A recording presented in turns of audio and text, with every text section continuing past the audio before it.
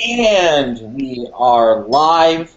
Hello, everybody. It is Friday, the 30th of January. Thank you so much for tuning in to My Community Manager, community built by, for, and managed by community managers. I am Dom. I am here in Grand Rapids, Michigan with traveler extraordinaire, Carrie Rohde. So excited to be doing this. Brew is not able to be here today because he's working and doing that cool thing. But we are here right after the wonderful CMAD we had this week. I'm really stoked to be here. We have a fantastic panel, a great topic for you guys today, customer-centric communities. Also, really quick, thank you and hello to everybody over on Twitter. I know that Sarah is holding things down on the Twitter side, and Carrie. Awesome. So if you guys just hashtag CMGR Hangout, you guys can chat over there. But wanted to talk about this, and then we'll go ahead and intro the panel and get into stuff. But a customer-centric company is defined as creating a positive customer experience at the point of sale and post-sale. So anybody in the community industry knows it's all about wowing the person, delighting the customer, giving a positive experience. And actually, according to Hannah Johnson, in a Get Satisfaction post titled 5 Qualities of a Customer-Centric Company, there are 5 qualities to look for when identifying a truly customer-centric company. First is accessible, responsive, empathetic, cohesive, and nimble. And we want to talk about this, how it really works in the community model. So before we actually jump into the first question, let's go ahead and starting with Lori, if you guys can introduce yourselves.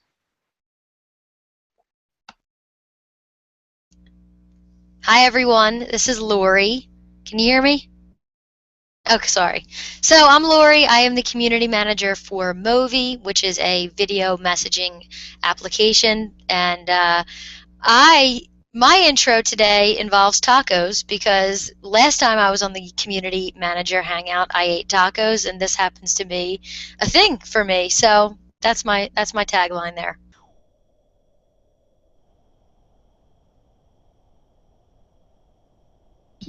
Awesome, thanks, Lori. Hey, Ben.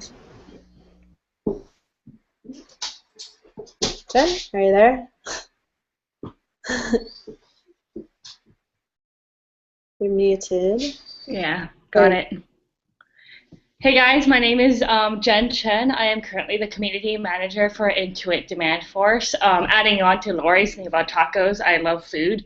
Had an amazing breakfast sandwich today with bacon, egg, avocado, and then I had some fries to top it off. So hope your Friday morning / afternoon is going as well. And I'm looking forward to today. Awesome. I'm Brian Fans, and I'm hungry because I haven't eaten today, and now you guys are all talking about food. I'm Chief Digital Strategist over at BroadSuite, work and running the community over at millennialceo.com. Glad to be here. Awesome CMAD. I think Dom and I both still need a haircut because we both kind of look a little shabby from Community Manager Appreciation Day, but I'm excited to be here, and an awesome shout out to Sherry, Brew, and Dom who rocked 24 hours of that CMAD. That was an awesome event. So love the topic as well.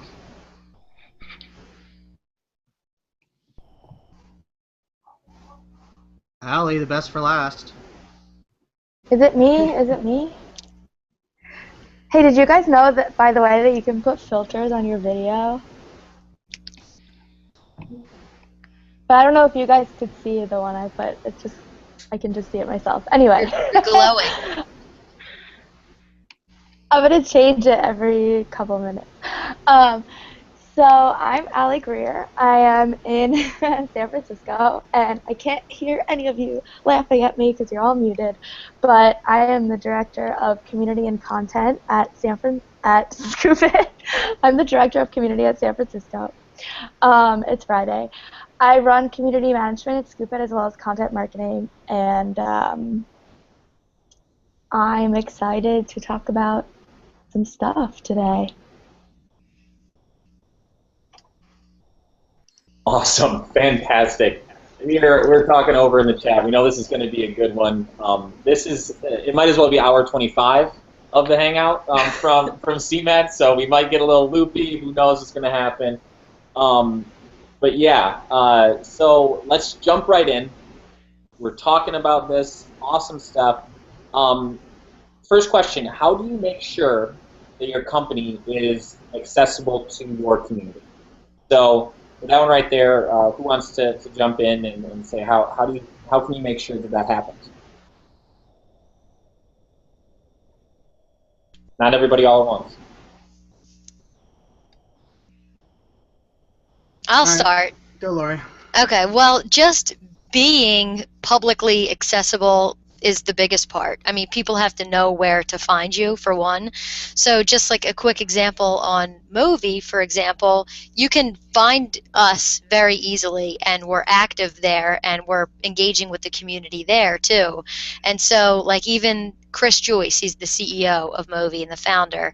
He's public on Movi. You could send him, messages, and you can ask him questions and get support and stuff from him too. So he's no different than tech support or community management in that sense. So just having a public presence and being open and willing to engage with your community, I think is the first biggest thing, just being accessible.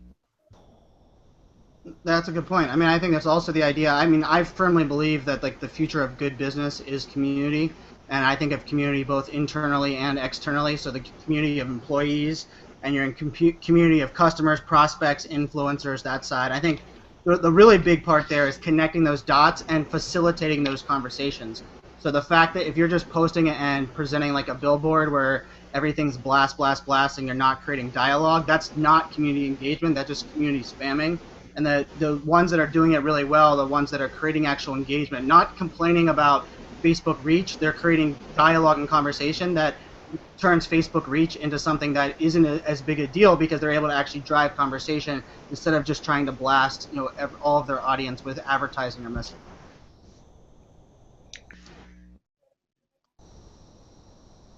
Definitely, and actually to add to what has already been said, this sounds so simple and so, I guess, basic, but make sure that people are seen, that your company is seen. So throw up like avatars, have profile pictures for people.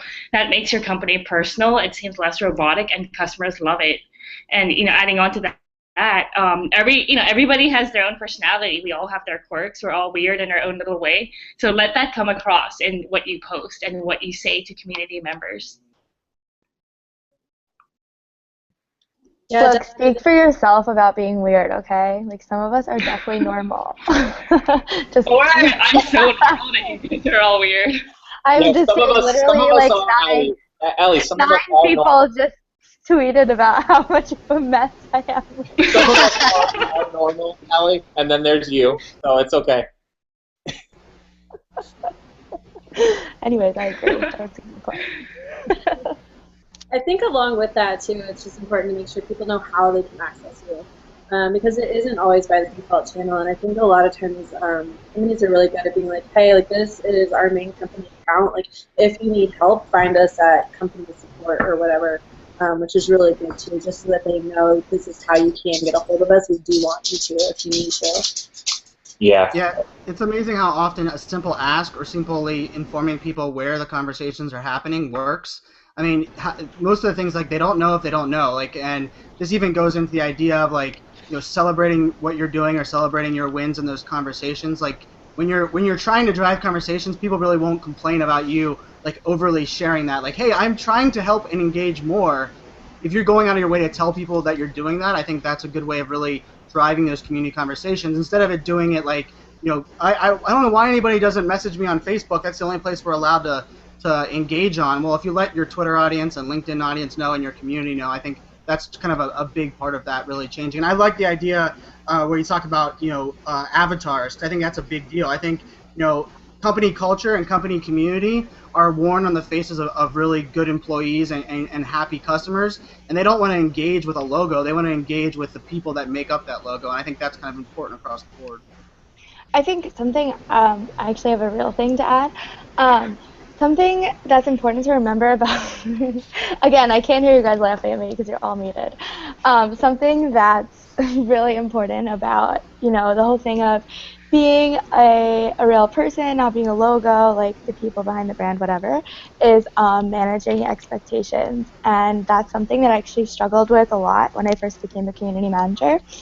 I was very like, I'm here all the time, and I'm Allie from Scoop It, and Scoop It is life, and like Scoop It still is my life. But I mean, I live and breathe and bleed Scoop It. But at the same time, when you're too accessible, and you're not too accessible, but if you don't manage the expectations of your audience, you're going to have people tweeting at you at like 9 a.m. on a Saturday and being angry that you didn't respond. And I'm definitely not speaking from personal experience at all.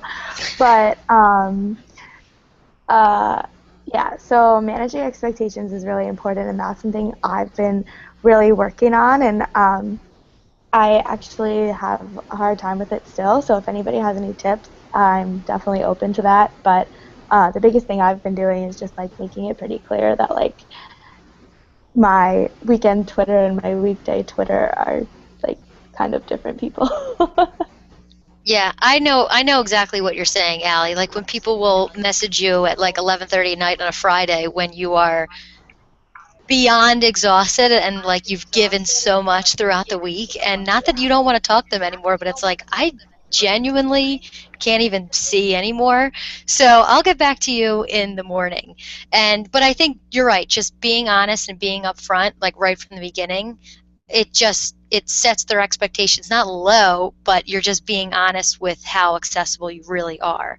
And the other thing you were saying, Brian, too, about having a face behind the logo is extremely important, because regardless if you're not active from that account, just knowing that there's a face there kind of opens up people to, it's more welcoming, I guess.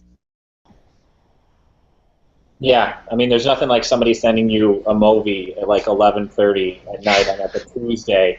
Totally drunk. So just like drunk karaokeing, like that's got to be just the worst. I can't imagine being. You guys have changed the game this week on Movie. I'm like, people are dropping F-bombs now. I mean, it's getting wild over here, and I 100% blame CMAD. Don't blame CMAD. No, just us. Okay, yeah, all right, you too. CMAD has a little bit more reach than we do. Don't blame them. Don't bring them. It's all right. When I think CMAD, I think the two of you anyway. Or just blame Don, as Jen said in the chat. You can just blame me. I'll take it. All right, Don. Anyway, moving into the next sort of part here. We were talking about managing expectations and all of that. What steps do you guys actually do to ensure that your community does view you as responsive? And maybe a little bit deeper than just respond to them, but like, what are some steps you actually do to ensure that that's like a habit that you actually have with your community? I set up auto DMs. Ooh. You have any idea how quick I just almost booted you from this call? Like, Isn't that how we let people know that we're listening and that we have a Facebook page and a book for them to buy? Brian, I don't know if you remember last week, it was hashtag Brian Fanzo's mom. I'm pretty sure your mom doesn't agree with auto DMs. No, you're right. I only tweet what my mom's okay with, and my mom does not approve auto DMs. It's like the grandma rule. Brian's mom. You tweet anything that you wouldn't want your grandma to see. But really, what do you? Yeah, okay, so I'll stop adding the. Allie's got me off my game now, and she added the. It's Friday and she's having fun, so yes. But no, I think one of the things when we're talking about, not only ensuring your community that you're listening, but oftentimes they just want to know that they're heard. Like just because they're messaging you, at Friday at 5 p.m., it doesn't mean they want a response Friday at 5:01 p.m. They just want to, by simply replying back and saying, hey, I plan on getting to that, I'll get back to you as soon as I can, or let me find out the answer, or even just letting them know, I like to do a lot of things where if I get emails that come in and I know I can't get that email, I'll actually tweet at that person and be like, got the email, I'll make sure to get to it. Just because, to me, that's like, hey, showing that I'm listening and not ignoring them, because nobody likes to feel like they're providing feedback or reaching out and they're being ignored, but at the same time, we all understand that everybody's busy. So I think part of that is just really just those quick things like, hey, I'll get to you, hey, I'm looking at, find ways to let them know that they were heard and that you'll get back to them when you have time. Yeah, I agree with that completely. And the other thing is, if you really are putting your social listening skills to good use and you're responding to people that aren't even directly mentioning you, I think that's how you publicly show your responsiveness. I mean, because people will come back to you and say, I can't believe you even saw that. I was tweeting about you to somebody else, and then you jump in and help them and say, oh, I see this issue that you're having, let me help you. Just doing that proves how responsive you can be and want to be from the start. A tip I have actually is look at different channels and what customers are saying there. So, for example, I work with our social community manager who manages social media, and then also our support team, product team, anyone who interacts with customers, and we look at what they're saying, and then in our community posts, we affirm that we're listening. So, for example, with our product releases, our support team gets bombarded with feature requests all the time, and we make sure that our customers know every time there's a new feature, like, hey, we listen to your feedback, we hear you, and here's what you've been asking for. So just a couple, sentences here and there really affirms that our customers' voices matter, and they really love it when, on the community we acknowledge them and acknowledge what they've been saying to us. Yeah, and I think that's a really big thing. I mean, not only acknowledging what you're doing there, but almost going back to what you guys were talking about before, to setting up those expectations. Like saying, hey, these are the times we actually are going to be available. This is what we're actually looking at. And then, if you do that, that's great, but make sure that you're following along with everything that you're actually saying.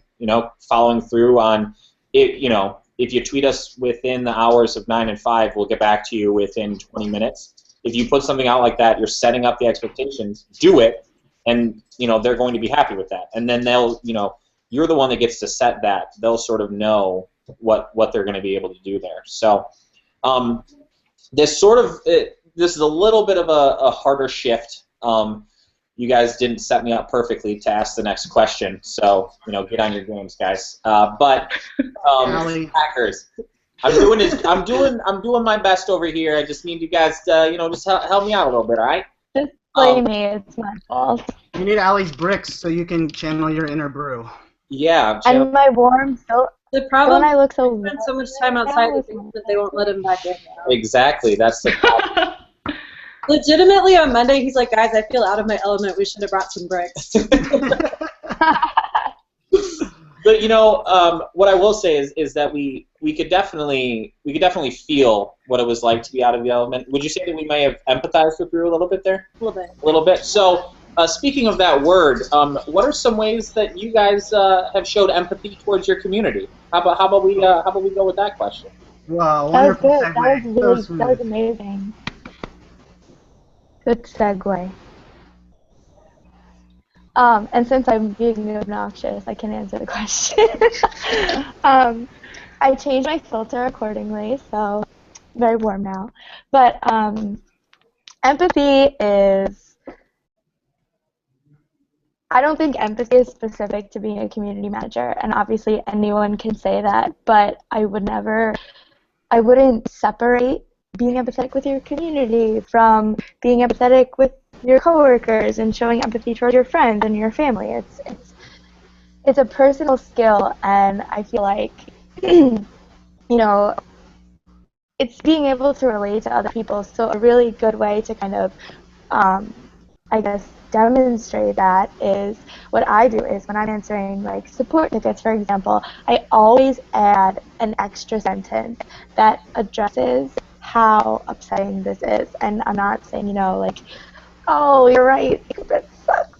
But it's more like, I totally get it. Like, this has happened to me too. I do that all the time. And I think that really helps people to hear that I have been working at Scuba for 3 years, but I still have the same problems that they have because I'm a human.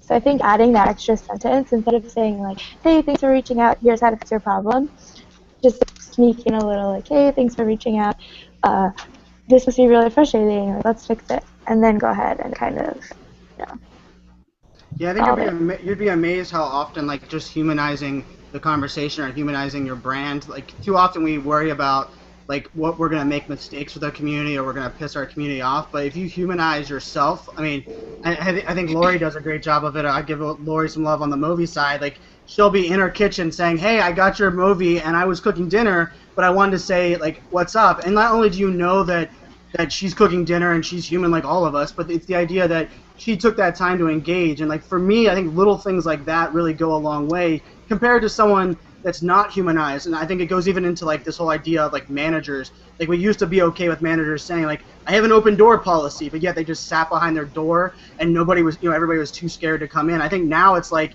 hey, how do I put myself out there so that people do relate with me? Like, I'll even message back sometimes with some of the guys that work on my team, and I'll be like, "Hey, I'm gonna be coaching my daughter's soccer practice for the next hour. I'm gonna be out of pocket."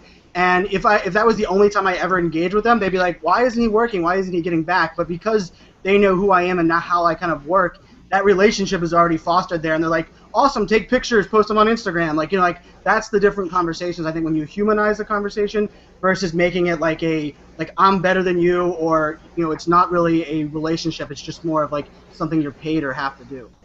Yeah, I absolutely hear what you're saying, and thank you for that, Brian.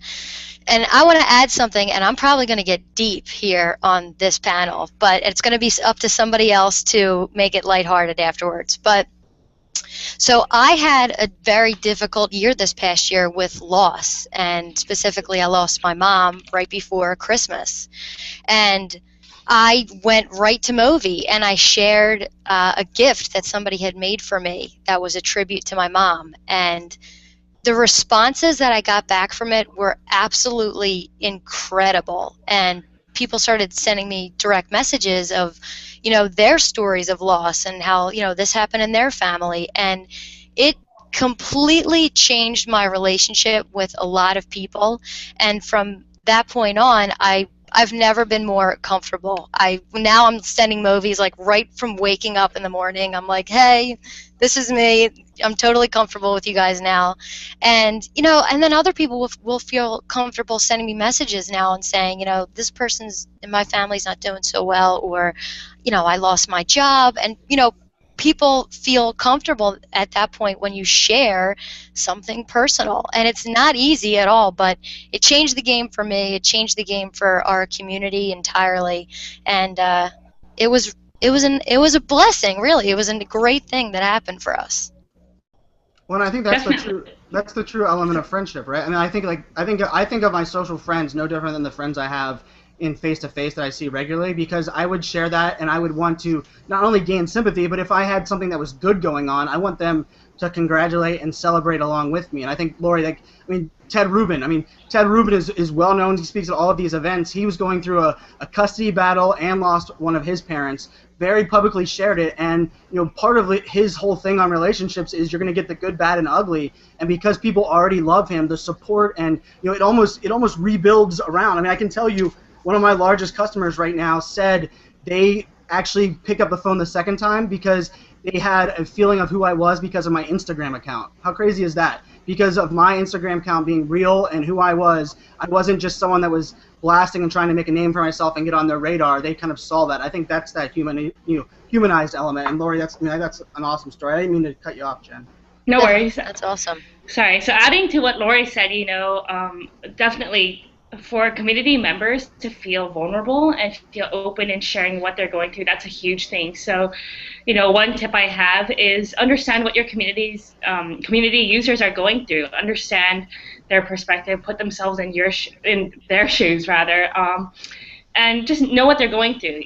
Kind of speaking off of Lori's example, I had a community user who she was experiencing a lot of difficulty because her father-in-law was going through surgery. So that's a perfect time to reach out, humanize it, say, I know that you must be going through a tough time right now. Let me know if there's anything I can do or that we can do for you.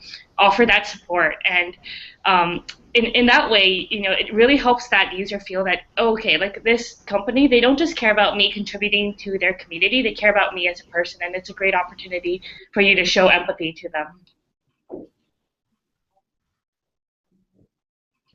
And I think that it also goes really well, every so often, I know we mention that like lurker word, but sometimes people are not necessarily all right with sharing their own stories, but hearing other people that are even going through the same things and seeing you as a community manager reach out to somebody and open that, it might not be this time they talk, it might not be the next time, but they will start to feel more comfortable there. And you go back to the places that you feel comfortable and you go away from the places where you feel uncomfortable. That's just the way that we work as people. And so if in any way, and I know that some communities lend themselves closer to others. I'm working with a couple of health communities right now, so that's obviously a place where a lot of people are, needing that they find a lot of comfort there in being able to share it. If you're running a big brand's Twitter, you can't necessarily talk about that kind of stuff, but you can, as a community manager, sort of open that door and make it so that it is accessible and easy for people. And it takes it to a completely different level. I mean, just even on the personal side, I met a bunch of people that for the first time in person this past week, and I felt like I knew them, and I could just slide right into a normal conversation like I would have with my roommate who I've been living with for the past year. And if you make people that comfortable, it really opens it up to things that are a lot deeper than what your product really is. So moving on to the next one, and let me just say, I love what's going on Twitter right now. You guys are really being awesome. So make sure, if you do have any other questions for the panel, everybody, I really feel has gotten into a groove here. I love the people that we have here. So if you have any other questions, let me know. But moving into the next question, we do have... Can I add something to that? Yeah, go ahead, Allie, please. Thanks. It's a real thing. I was just going to say, I actually just tweeted this, but this is really interesting, just based on, I guess, what Brian was saying about his Instagram and everyone just talking about the personal stuff. I think there are two different, situations here, and I think one is I'm thinking of my personal online community, so like you guys and like Don, we were talking about meeting people for the first time and feeling like you know them. Like I've experienced that too, like a lot of thanks to like this Hangout and other stuff like that. And I think with my personal community, I'm happy to like be friends with you guys on Facebook and like share things about my family with you and things about my personal life, but professionally, the community that I manage is a B2B community. So I don't necessarily want to be, sharing photos of my family or my friends or what I'm doing or like shows that I go to and things like that. And I think it's important to have that distinction because as community managers who tend to gravitate towards communities, we have two separate communities. We have the communities that we're a part of, and then we have the communities that we're managing. And I think that a lot of the things that we've talked about in the past 20 minutes are, for me at least, really relatable for the community that I'm a part of, that is other community managers and Twitter friends. Everyone knows what Twitter friends are. We all kind of have them and, whatever. But I think that my question that I tweeted was, how do you kind of apply that theory while still maintaining those boundaries? Because for me, like, I know there are a lot of people who I interact with on behalf of Scoop It as Allie, the director of community and content at Scoop It, who I'm not necessarily going to be friends with on Facebook because we have a professional relationship. But that said, I am still able to make it human without giving them everything. Like, I can tell people, oh yeah, I went to Penn State, I'm from New Jersey, and like I bond with a lot of people, over Penn State and over my love for sports and whatever, but I'm not gonna like show them photos of like me being thrown up in the air at a football game because that's just not the perception that I want. And I feel like I've struggled with like separate, like, being like a young girl, like I've struggled with being taken seriously, and for that, like, I really try hard to, like,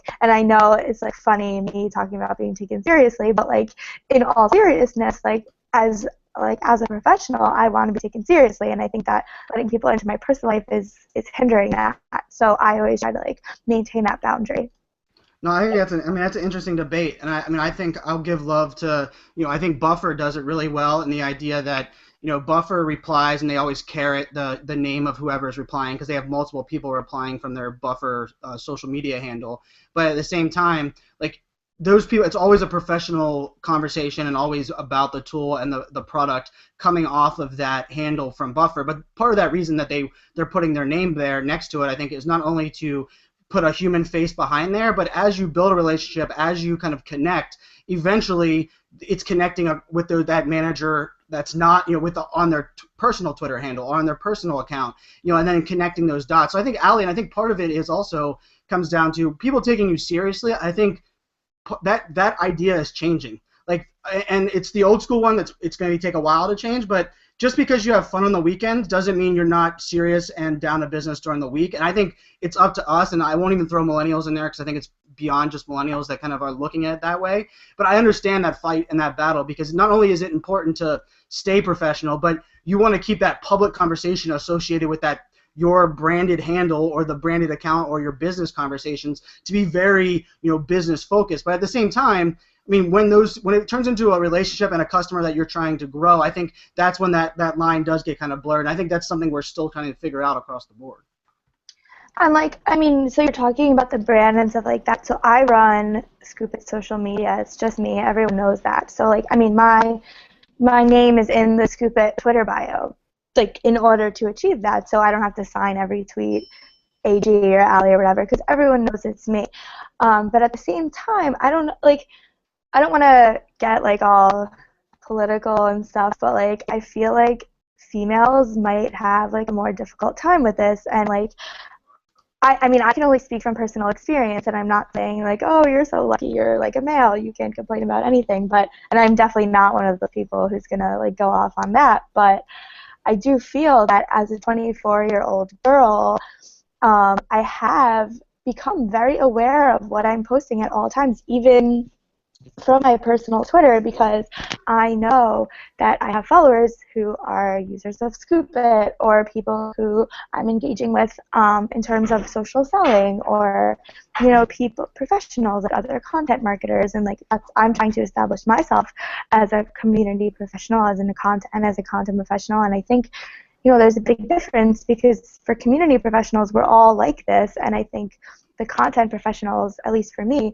and maybe any other industry, are a lot more serious, and maybe it's an age thing, or maybe it's a job thing, I don't know, but I feel I always maintain that it's important to be yourself and stay true to yourself, and not censor yourself, but at the same time I've found myself wanting to create another Twitter account just so I can goof around with my friends, or on Facebook I have separate lists because I don't want the people who I'm doing professional things with, and it's okay, I'm 24, I'm sure people can assume that I go out on the weekends and go to concerts and party or whatever, but they don't need to see me in that place, because no matter what, I really feel strongly that even if this whole line between personal and business life is blurring, I feel really strongly that no matter what, people's perceptions are going to change of me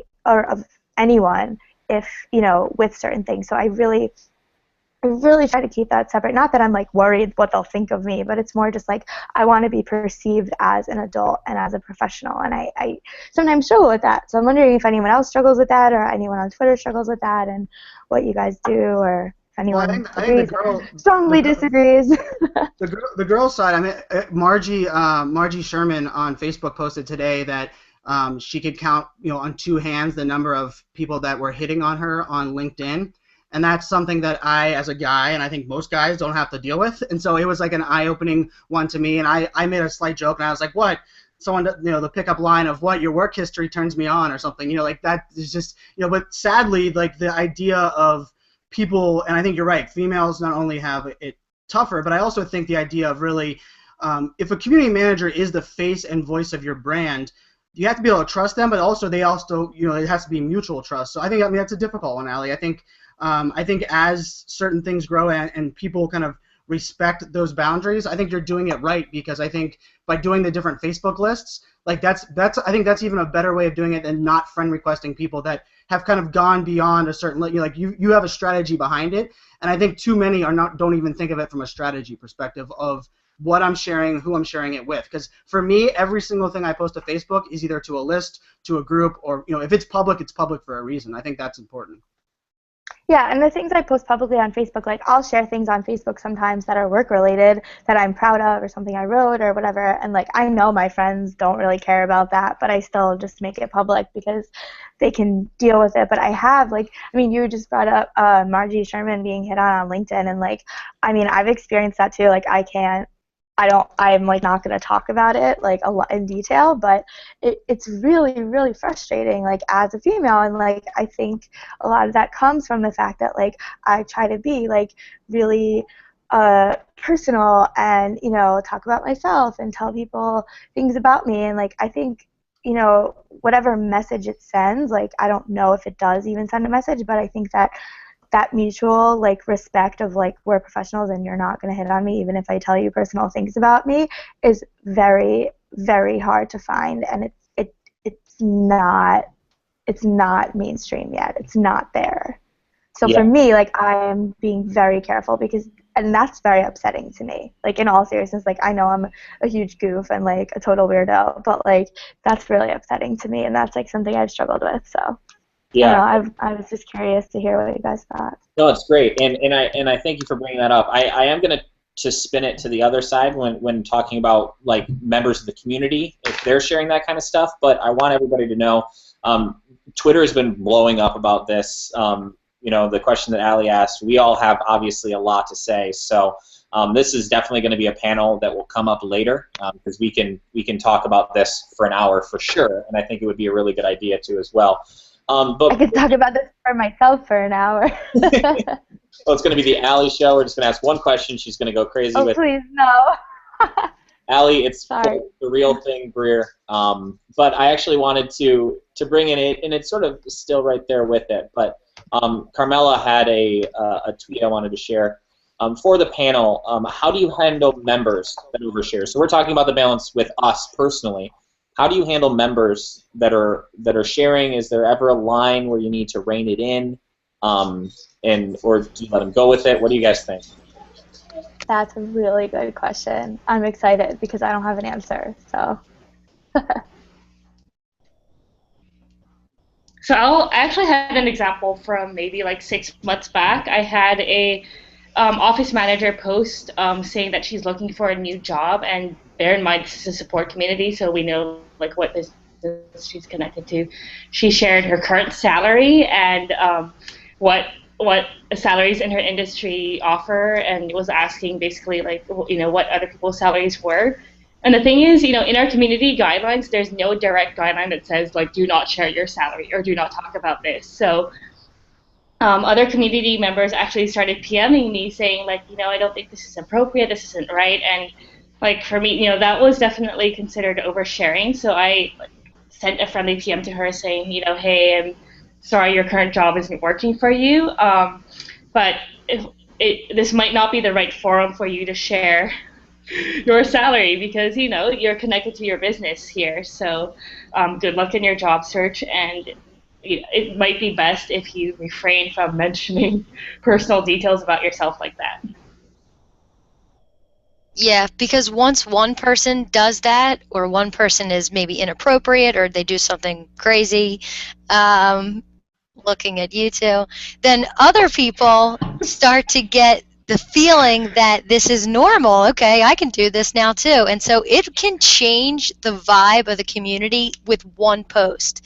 I mean, it only takes one, yes, it only takes one or couple posts for the entire community vibe to change. And so if it's something you truly feel is inappropriate or could harm the direction that you're planning the community to go in, if it's going to completely derail you, then you have to step up and be like, this is not safe for work. We need to kind of reel this in, and this is why. This is the direction we're going in. These are the people. This is what we're trying to accomplish, and this doesn't really fit the message. You got to take control of it right away. Otherwise, if you're okay with it, you can let it roll, and sometimes it adds a little bit of humor in the community. And I also think, when it comes into another thing in there is like a lot of people don't realize like there's a difference between transparency and oversharing. And some people, that line does get blurry. And it's amazing how much like a simple private DM or a private message and be like, hey, did you really want to share that? A majority of the time people would relook at it and go, oh man, I don't think I meant to do that, or now I see why you're asking that. But if you don't reach out and let them know a little bit and you're like, oh, I'll let it slide this time, I think that continues to foster. I mean, it's as simple as like little things like, people sharing something out of the wrong Twitter account. I think that happens a lot when, I've worked with a couple brands where the social media manager is running 20 to 30 Twitter accounts from their iPhone. And that's just crazy, right? I mean, that's a ton of, and so the simple mistake of sending one of your, a personal message out of the wrong one. So if someone doesn't like let them know, or the community manager doesn't let them know that, hey, you shared that in our community from this handle, is that what you wanted? How are they really, it's hard to realize that. So I think it's important to kind of take a step back and kind of look at it and give them like a private message or a DM or let them know, like, are you sure this is what you wanted to, leave as your reputation? Yeah, Brian, I think that's a really, really great point. You want to do that. And then also, I mean, when you're talking about that quick DM, it's something that it allows you, like we were talking about in the topic 3. Sorry, Bella, the dog over here, is going nuts. She's been a good girl and she's getting a treat. Anyway, the DM and just sort of reaching out to them, and it allows you to do that empathy that we were talking about, like the question previous, is sort of take it to that level and go, hey, I get where you're at, I get what you're saying, and then sort of take it almost off of the public one, gives you an opportunity to then talk to them about it and deepen the relationship while you're protecting the community, because that's partially what your job is as community manager, right? Like you take ownership of it, you want to protect it, you want to foster it, and sometimes that is taking it to be able to do that. So you obviously want the best for your community. You want things to move really smoothly and quickly for them. What are some ways that you guys can think of to communicate and collaborate internally? So like inside of your company, as a way to make sure that you're providing fast, truthful, reliable information to your community? So I'll go ahead and answer that. I think key thing is have a plan. If there's an outage, if there is something that goes wrong, if you have one of your community managers kind of oversharing or whatever, make sure you have a plan for how that happens, so that when it happens, you know what to do. And then when it does, who are the key stakeholders that you're going to talk to? So, like, for example, for me, I run a support community. I work closely with our customer care leads. I work closely with our engineering team, so that when there, let's say, there is an issue going on, I know who to reach out to right away, and I don't spend, half my morning, like, running around with a chicken, with my head cut off, trying to find the right person. So definitely, set a plan and have key stakeholders that you can go to.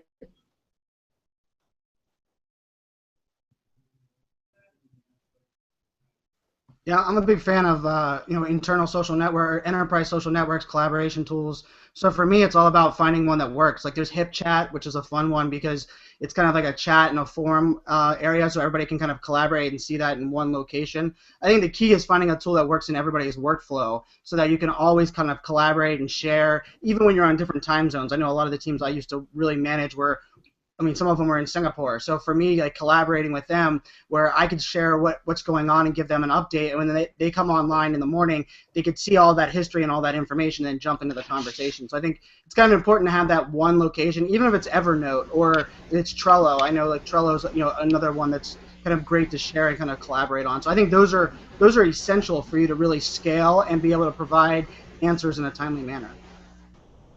Yeah, I'm going to self-plug here with no shame, but on Movi, the conversations can be public or private, and the private side of it is the reason why we created Movi in the first place. It's for internal back and forth communication and collaboration, and I don't think we could have ever dreamed, first of all, the social side that came out of it, or how that private side of it has enabled us to assist our community. Because if there's something going on in the community, somebody has an issue, there's a support problem, or even if it's feedback. Somebody has an opinion on, the next stage of the app, things they would like to see. I can get right on Movi, send a message to 1 or 7 people, and it doesn't matter where they are individually. They can respond when it's convenient for them, immediately, as they're going throughout their day, and we're all in one stream of conversation to get that issue addressed right away. And then we can refer to those conversations, and we always have them so we know how to address those issues again when they come up. So it's really important to have some plan, like you were saying, Jen, in place, those key people that you have to go to, and you've got to be consistent in the way that you communicate to get those answers to people as soon as possible. That's really, really awesome. And we're going to roll right into the next question, but we do have about 12 minutes left. So anybody that's chilling over there on Twitter, just feel free to tweet at mycmgr, or you could tweet to Sarah or Carrie, and they will help bring some questions into us so we can bring them to them so they can answer them for you.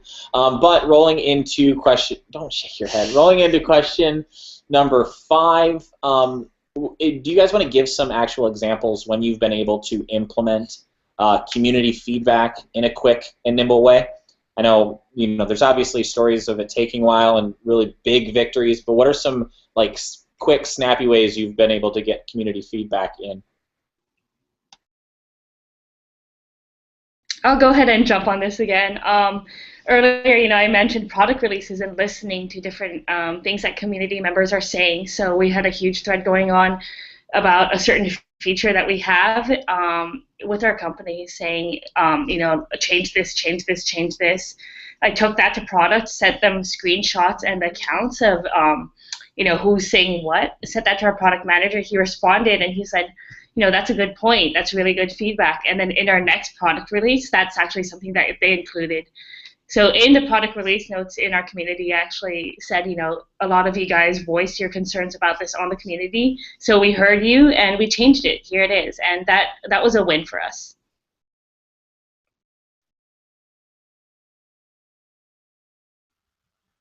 Yeah, I think some of the other ones, when you think about it, is it goes back to that question we talked about earlier. We talked about letting people know they're heard. One of the things that I used to do, I worked in a software company as well, and you get all the features and requests, and people always submit feedback, and I'm a big fan of submitting feedback, but you want to know that it's kind of being implemented or taken into account. So I used to take pictures on Friday of our feature board or our roadmap and just show that, hey, your request made it on our roadmap board. It doesn't know, we can't tell you it's going to be here in a week or 3 weeks or 6 months, but at least them knowing that their feedback actually made it on there kind of shows that we care about community feedback, which is, I think, just as important as actually implementing the feature itself. I don't mean to disrupt, but I haven't turned around in the last hour, and my coworker Jacob just knocked on the window, said, "Turn around." There's an inch of snow out there, and these snowflakes are a size of a quarter. I had no idea that was happening, so that was kind of crazy. Now, what would be awesome is if somebody was quick and nimble, like Jacob, who should be paying attention to this, and brushed off your car and shoveled the walk out there, and then got that community feedback right away. It's the least he could do, really. It is, seriously. But I mean, jumping in to talk about it, I know that, Lori, for you in particular, you have always done a really good job, and shout out to Moby again. Good job, guys. You earned it today. But you guys, especially whenever I notice that people have issues with the platform or posting from different ways, your team and your dev team really does a great job of I've at least seen from the community side, being a member of it, jumping and getting right on top of fixing bugs and trying to get that kind of stuff. So to sort of flip that, do you guys have any, being a member of the community, maybe not something that you were working on, but being a member of the community where you've seen something work really quick? I know, Brian, you're always tweeting stuff out at Nimble and talking to them. So, I mean, can you think of anything that they followed up on really quick and you've seen some changes? Well, there's lots of. Buffer's an interesting one because Buffer has a actual user forum board where you can submit requests, and I think it's really cool that not only do they ask you to submit their request, but it allows other people to kind of add on and collaborate, and you really get a sense of how many people want a certain feature update, but the employees of Buffer actually get in there and ask questions, and you can actually tell that they're engaging in that feedback cycle. So I think that's a pretty interesting one. Another one, a shout out to Hootsuite. Like I was actually complaining about something in Hootsuite from an engagement perspective, and I had one of their guys, Matt, reach out to me in a matter of minutes on Twitter and say, hey, let's jump on a Hangout so I could hear what your complaint was on this engagement element, so we can see how to get it in our cycle. And I think just the fact that you're social listening enough, because I didn't tag Hootsuite in the post. I actually just posted like, man, I really wish I could engage better from this platform. And they reached out, added me to a conversation we got on a Hangout. He took notes of all of the things that I was sharing. I thought that was like kind of not only a great way of really taking that real time, but that does matter a lot. And I think the other good example is if those of you on Snapchat, right? So Snapchat, just released their newest update, and they had an onslaught of complaints because the best friend area was actually not in the update. Within 6 hours of that update, their major release, they re-updated the app to have the best friend feature put back in. I thought that was damn impressive that they were that quick to revert back and be like, oh, my bad, I didn't know that you guys can't live without that best friend annotation on Snapchat. I think that's a sign that Snapchat's listening to their communities. Yes, and when you mentioned, Brian, that you didn't even tag Hootsuite in them and that you had an issue, that's where that social listening comes into play. And when you can, figure out a way to jump in there and, alleviate the situation, that proves how responsive you truly are, because you were listening, you're watching, you see it all, and, they're able to jump in and help you. And I always give a shout out to Hootsuite when questions like this come up, because I will have issues with them and notifications from time to time, but I just will tweet them, can you open up a ticket for me? And a ticket arrives in my email before I even finish hitting tweet. I mean, they're so fast and they're so personalized, and I feel like I know them by name now. So that's a Hootsuite, they're a great community. Awesome. And there's stuff like that's really, really sweet. So what are some other ways that you guys can think of? Obviously, we have the responses, we have the stuff like that. What are some other ways that, some specific things you do to really surprise and delight your community? Really make them feel like they're super, super special. What do you guys do? I can answer this one. We're actually coming out with a brand new product next week, so that's some big exciting news on what we're working at Scoop It. It's going to be for small and mid-sized businesses to manage their content marketing. It's called Scoop It Content Director. And basically what we did for our community is we're actually releasing it to them a couple weeks early. So we're sending it to all of our existing paying and non-paying users and letting them know that I'm giving away everything right now. Letting them know that giving them the opportunity to grab some of our early demo spots, because they're actually already filling up really quickly for demos of our new product. So we wanted to give our existing community members early access and first priority to sign up for demos, and I hope everyone is going to be super excited about it, because I am. And I think that's really cool, because it's kind of like, we have people who've been with us for so many years. We've been around for over 3 years now, and we've had people with us since day one, and it's just not even right to launch a whole new amazing product and not even let people know about it. So I mean, I would be like, why did I? It's like when you find out your best friend got engaged on Facebook, it's like, why didn't you tell me on the phone first, And so that's why we kind of want to start with our game. You guys do a great job of that, and I think that's that's a good example. Let's talk about DirecTV, right? I'll give DirecTV some hate real quick, but who I mean, I've been a DirecTV customer for 11 years, but yet I see an advertisement for their new users to pay less and get more than what I get, right? And so that's no love for their existing community. Scoop It's the opposite. Scoop It's not only taking care of the people that are paying the bills or even just supporting the community today, they're giving them inside access. And I think it's that idea that if you really value your community, it's reaching out and giving them things without them having to ask. And that includes, it doesn't even have to be, money for a lot of times. It's like, hey, I was curious if you like this new feature that we've had in there. You're not waiting for them to complain about the things in the new feature. I think that's the difference today in these communities, and that's why DirecTV, when they just don't get it. When the fact that I have to call, act like I'm gonna to quit or hang up or disconnect my service, and then all of a sudden this magical deal appears for me. If they had reached out and said, hey, we're going to offer this good deal for people that it's going to be $10 less than yours, we're going to give you a $10 off because we want to take care of you, that would go a long way. My conversation would be a lot different than what I'm having now. I think that's kind of a huge difference, and kudos to Scoop It, because I'm not only happy to be a part of that community, but I love what that whole team's doing on taking care of their community and really driving a lot of successful projects. Well, I actually know someone who works on that, so I'll let them know. Yeah, good. Let them know. Because it's funny how quickly companies forget about the people that are keeping the lights on today, and it's if you only focus on the prospects and those dream influencers, and you forget about those keeping your lights on, that's quickly how you'll no longer have a business. I mean, and there's plenty of great examples like that exist today on these big brands, even in technology. And I work with one brand right now that is trying to fix that, because they only cared about the new innovative people and forgot about the people that were keeping their lights on, and now people are dropping like flies. So I think that's kind of an important thing for a lot of communities and brands to remember.